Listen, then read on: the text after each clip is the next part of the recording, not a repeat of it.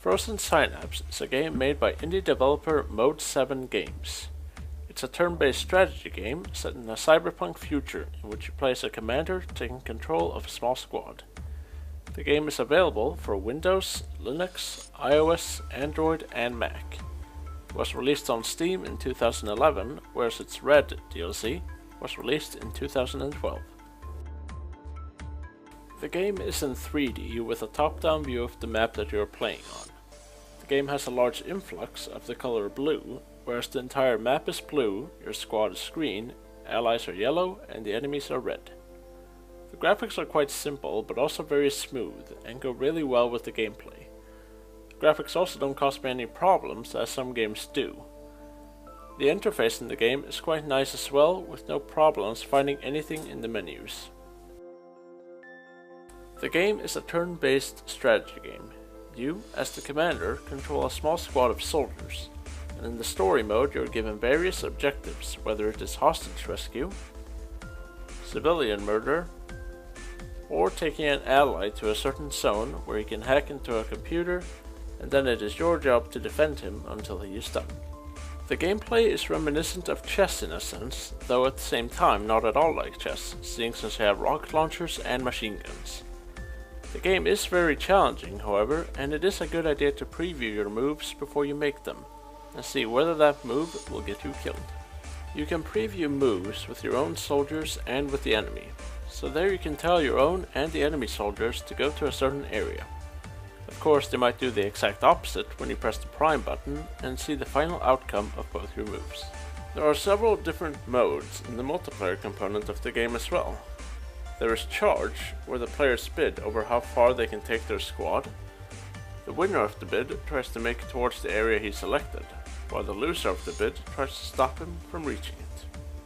Hostage, where one player has to defend the hostages, while the other has to try and rescue and extract them. So it's a little bit like Counter-Strike in a sense. Disputed. The game starts with both players getting a riot shield unit and 2 others.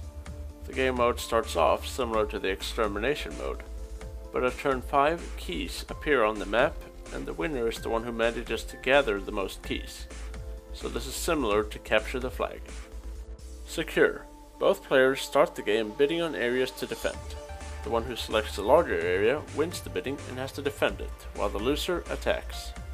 The attacker, or loser, wins if he gets one of his troops into the enemy's territory for 3 seconds.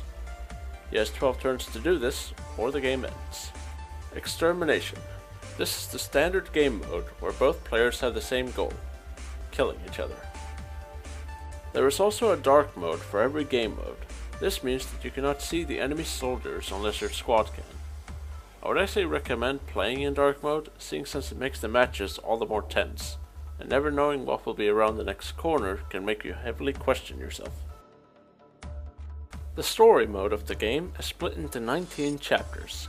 You play as the commander of a resistance faction known as Petrov's Shard, fighting against a corporate government regime known as Ennio Nomad.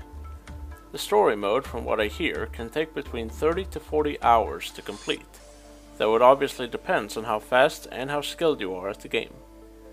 You can mostly consider the story mode a large tutorial in a sense, seeing since the main focus of the game is in its multiplayer. One problem can be that the story mode can be fairly boring at times, and some maps can get quite repetitive. My biggest problem with the game is that in multiplayer the starting locations of the 2 players can sometimes favor the other, making it very unfair for the guy in a worse starting position. Another problem I have with the game would be the turn limit, with the fact that matches just end too soon. If both players have 1 soldier left, you should be allowed to continue to see who eventually wins. Even though the game might take an hour to complete, it is very unsatisfying when the game ends at round 8. The sound in this game is fantastic, and the soundtrack is one of the best I have ever heard in a video game. The music in this game truly adds to the cyberpunk feel of the game and makes you love every minute of it. The songs can get repetitive though, seeing since there are only 11 songs in total, but frankly I don't mind, seeing since I can listen to these songs for days on end. There isn't any voice acting in this game either throughout the story. The dialogue is text-based. The game has a massive lasting appeal, whereas you can play online with other players, do the story mode, or simply do a skirmish battle with the AI, where you can choose troops and map sizes, and even the attitude of the enemy AI.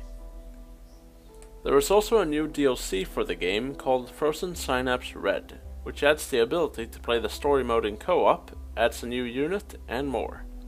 This heavily improves the lasting appeal of the game, and playing with a friend is always more fun than playing alone. In conclusion, Frozen Synapse is a great game, with a massive lasting appeal and fun gameplay, though the problems I have mentioned do unfortunately detract from the overall experience of the game.